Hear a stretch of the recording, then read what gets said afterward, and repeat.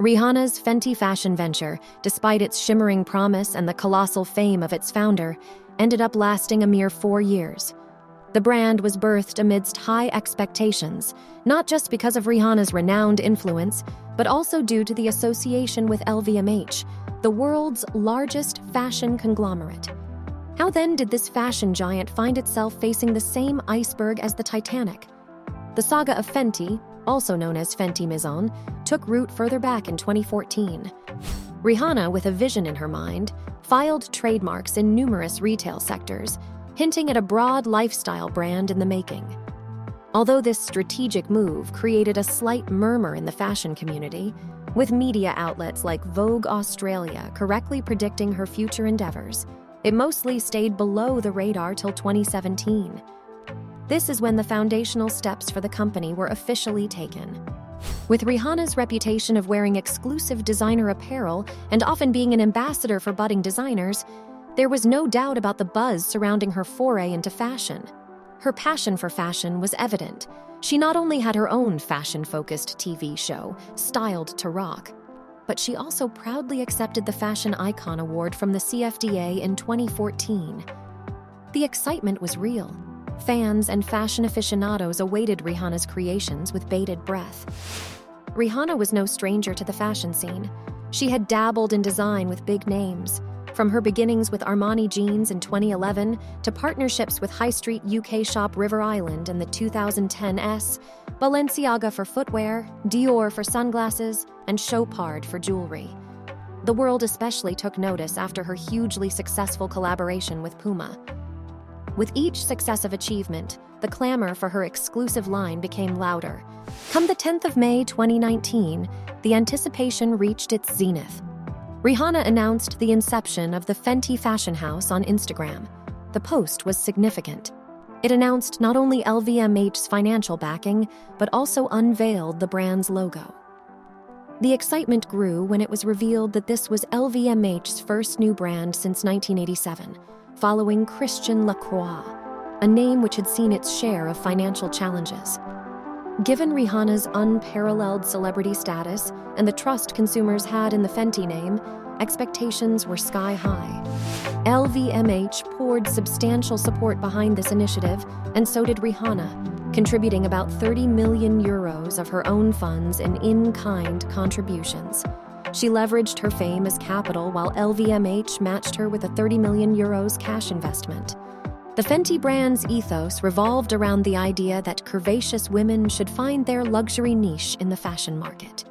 This was an extension of the philosophy Fenty Beauty and Savage Fenty had introduced, the former breaking barriers by offering foundations for diverse skin tones, and the latter by promoting body positivity with an inclusive size range. These brands were not just successful, they were trailblazers. But something seemed amiss from the outset with Fenty Maison.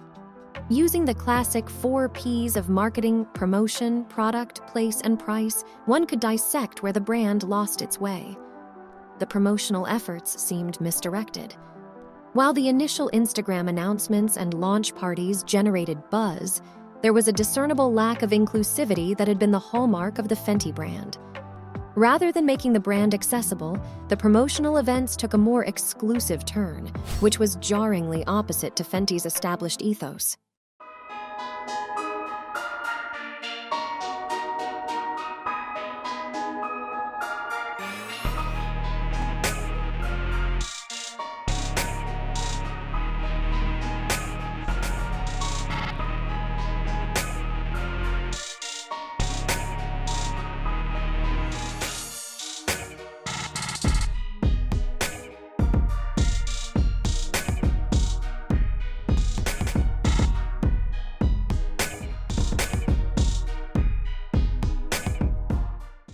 The product range, on the other hand, seemed too broad for a nascent brand.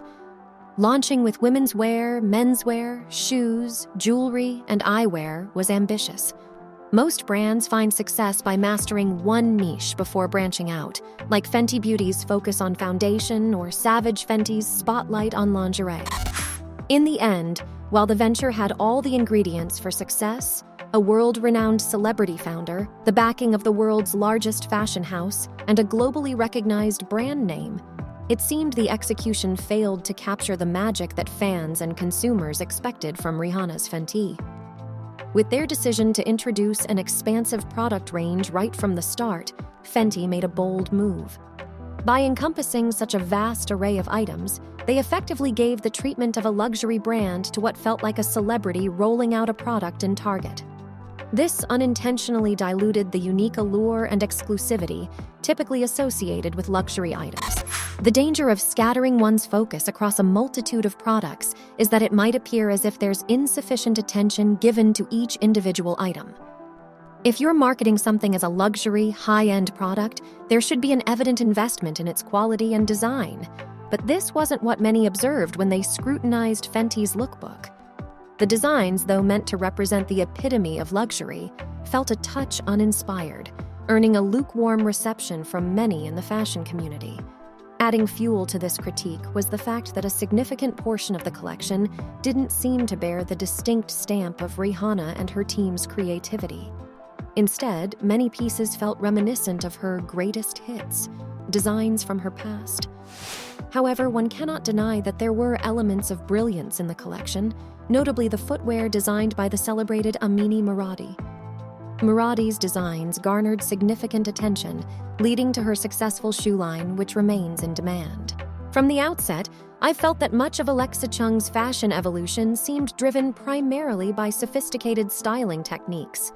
Even when the individual fashion pieces maintained a consistency in design or structure, the presentation of these pieces was transformed in a way that made them exhilarating to behold. However, even with this evocative touch, most didn't find them compelling enough to race online and place orders before the stocks ran out. That said, let's give credit where it's due. Alexa Chung is a formidable force in the fashion industry. Her influence cannot be understated, and I believe her loyal following would generate decent sales regardless of whether her collections appealed to a broader audience or not. Now, reflecting on the marketing aspect, one wonders if Fenty made its mark as a groundbreaking celebrity luxury line. Other celebrities, like Kanye West with Yeezy, managed to captivate both the fashion elite and the masses. In comparison, Fenty's approach seemed less strategic. Still, in a surprising turn of events, Fenty was the recipient of the Urban Luxe Award in 2019 at the British Fashion Awards. This decision certainly had its detractors. While their product placement and accessibility were laudable, the pricing strategy became a contentious point. Pitching to young women in their 20s and then setting a high price range for basic items felt jarring. The value proposition seemed off. The accessories, which were reasonably priced and had longevity, did well. However, the clothing range struggled. The heritage and history that luxury brands often lean on to justify their price tags were absent for Fenty. This, combined with a pricing strategy that alienated their core audience, led to challenges. While the accessories like shoes and sunglasses flew off the shelves, the clothing remained stagnant. In the grand narrative of Rihanna's business endeavors, this clothing line feels like a minor hiccup. It's not a reflection of her capabilities, but rather an insight into the complexities of the fashion industry. A powerhouse like LVMH seemingly miscalculating the market is a testament to the unpredictability of the fashion world. One can't help but wonder what would have been if Fenty had taken a more calculated approach, perhaps focusing on a narrower range initially, or creating a significant promotional event to generate buzz. The Fenty clothing saga stands as a lesson in the importance of brand analysis and understanding one's audience. However, Rihanna's indomitable spirit remains evident in her other ventures, ensuring her place in the pantheon of style icons. And as fans, we eagerly await her next move, ever curious to see her next ensemble, be it at a high-profile event or a casual outing. Thank you for joining us on this fashion journey, and do subscribe and hit the notification bell for more deep dives like this.